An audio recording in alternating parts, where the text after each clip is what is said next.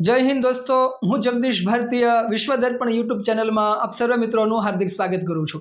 દોસ્તો, તમે લોકોએ સમાચાર તો સાંભળ્યા જ હશે કે ઈરાન અને ઇઝરાયલના યુદ્ધની અંદર હવે અમેરિકાએ પણ ઝંપલાવી દીધું છે. અમેરિકાના પ્રેસિડેન્ટ ડોનાલ્ડ ટ્રમ્પ હજી 2 દિવસ પહેલા જ એવું બોલ્યા હતા કે ઇઝરાયલની સાથે આ યુદ્ધની અંદર અમે ઝંપલાવતા પહેલા 2 અઠવાડિયા સુધીનો વિચાર કરીશું અને પછી અમે આગળ નિર્ણય લઈશું. પરંતુ 2 અઠવાડિયા પૂરા થયા એની પહેલા જ ડોનાલ્ડ ટ્રમ્પ જે છે આ યુદ્ધની અંદર ઝંપલાવે છે અને એક જબરજસ્ત કારસ્તાન કરે છે. શું કારસ્તાન કરે છે? તો મિત્રો અહીંયા સમજજો કે ડોનાલ્ડ ટ્રમ્પે ઈરાન ઉપર હુમલો કરવા માટે એના બોમ્બર ફાઇટર જેટ જે છે એને હુકમ આપ્યા. હવે આ ફાઇટર જેટ અમેરિકાથી ઉપડે છે. અમેરિકાથી શરૂઆતમાં તે હવાઈ ટાપુ પર પહોંચે છે, હવાઈથી તે ગુઆમ પહોંચે છે અને ગુઆમથી હિન્દ મહાસાગરની અંદર અમેરિકાનો જે ટાપુ આવેલો છે ડિયાગો ગાર્સિયા ત્યાં પહોંચે છે. ડિયાગો ગાર્સિયાથી આ plane B-2 bomber fighter jet જે છે એ ત્યાંથી ઉપડે છે અને ડાયરેક્ટલી સીધું ઈરાન ઉપર એટેક કરે છે. ઈરાનના મુખ્ય 3 પરમાણુ કેન્દ્રો આવેલા છે. આ 3 પરમાણુ કેન્દ્રોની અંદર એક છે ફોર્દો, બીજું જે છે નાતાંજ અને ત્રીજું જે અગત્યનું સ્થળ છે એ ઇસ્ફહાન છે. આ 3 અગત્યના સ્થળો ઉપર અમેરિકાના આ જે B-2 બોમ્બર ફાઇટર જેટ છે એણે મોટો હુમલો કર્યો છે. આ હુમલાની અંતર્ગત અમેરિકાએ જે બોમ્બ એની ઉપર ફેંક્યા છે એ બોમ્બ છે GBU-57AB.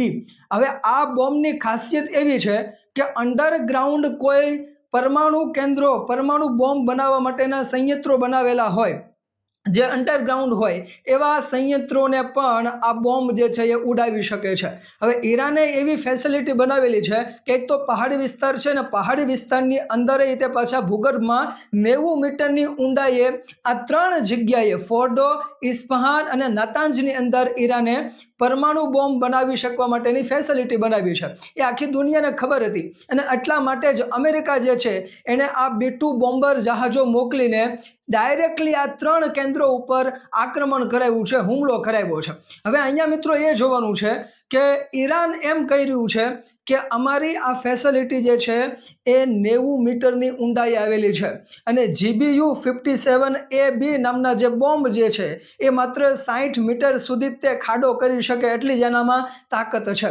તો અહીંયા અમેરિકાની પ્રિસિઝન પાવર પણ એ જોવાનું છે કે જે જગ્યાએ પહેલો બોમ્બ ફેંકવામાં આવ્યો અને 60 મીટરનો ખાડો થયો એ જ જગ્યાએ પાછા ઉપરા ઉપરી 2-3 બોમ્બ પડ્યા હોય તો જ ઈરાનનું આ જે ન્યુક્લિયર ફેસિલિટી છે એ નાશ પામી શકે, બાકી નાશ પામી શકે નહીં. જો કે હવે 1-2 દિવસમાં એ પણ અંદાજો આપણને આવી જશે અને વર્લ્ડ મીડિયામાં પણ એ સમાચાર આવશે કે ખરેખર આ જે રાત્રે હુમલો થયો છે B-2 બોમ્બર દ્વારા એ હુમલો સફળ થયો કે નહીં એ તો આપણને ભવિષ્યમાં ખબર પડશે. પરંતુ જેવો આ હુમલો પૂરો થયો એટલે તરત જ તે ઇઝરાયલના જે સૌથી મોટા નેતા છે નેતન્યાહુ એમણે પ્રેસ કોન્ફરન્સ કરી અને એવું કીધું કે ભાઈ પીસ થ્રુ સ્ટ્રેન્થ, એનો મતલબ એવો થાય ભય બિન પ્રીત નાહી. એનો મતલબ એવું થાય કે જ્યાં સુધી તમે શક્તિશાળી સાબિત ન થાઓ ત્યાં સુધી શાંતિ સ્થાપી શકાતી નથી. જો તમે શક્તિશાળી હોવ તો તમારી સામે કોઈ આંખ ઉપાડતા પણ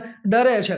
ભારતની અંદર પણ તમે આ જ જોવો છો કે સમ્રાટ અશોકે બૌદ્ધ ધર્મ અપનાવી લીધો. એની પહેલા એક મહાન કલિંગનું યુદ્ધ લડ્યું હતું અને આ યુદ્ધની અંદર એણે એવું સાબિત કરી દીધું હતું કે જો હું બાંધવા ઉપર ઉતરી આવું તો હું કેટલો ખતરનાક છું એ સમ્રાટ અશોકે સાબિત કરી દીધું હતું. અને પછી એણે બૌદ્ધ ધર્મ અપનાવીને અહિંસાની નીતિ સ્વીકારી લીધી, એટલે કે શાંતિની નીતિ સ્વીકારી. પરંતુ સમ્રાટ અશોક જ્યાં સુધી હતા ત્યાં સુધી કોઈનામાં તેવડ નહોતી કે મૌર્ય સામ્રાજ્યની ઉપર ઊંચી આંખ કરીને જોઈ શકે.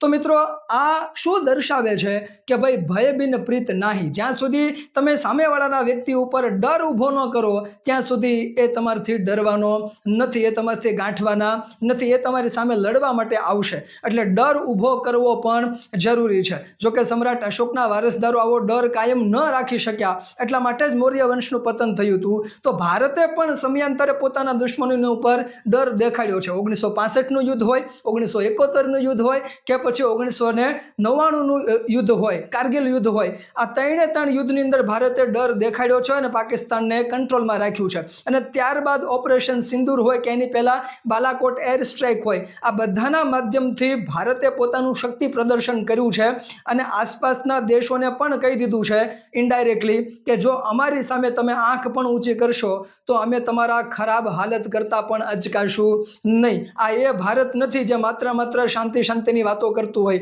હવે એનું ભારત જે છે એ બદલાનું છે અને ગમે ત્યારે તમારી સામે એટેક કરી શકે છે. તો ભારતે પણ હવે આ જ રસ્તો અપનાવી લીધું છે, પીસ થ્રુ સ્ટ્રેન્થ, એટલે કે ભય બિન પ્રીત નહીં. જેને આપણે કંટ્રોલમાં રાખવો છે એને તો ડર દેખાડવો જ પડે. એના માટે ઓપરેશન સિંદૂર ચલાવવું પડે પાર્ટ 2 તો પણ વેલકમ છે. તો મિત્રો આ એક અગત્યની બાબત હતી જે તમારી સાથે શેર કરી. આવી જ અવનવી બાબતો સાંભળવા અને સમજવા માટે થઈને અમારી યુટ્યુબ ચેનલને તમે લાઇક, શેર અને સબસ્ક્રાઇબ ચોક્કસથી કરજો અને ફોલો પણ કરજો. આભાર મિત્રો.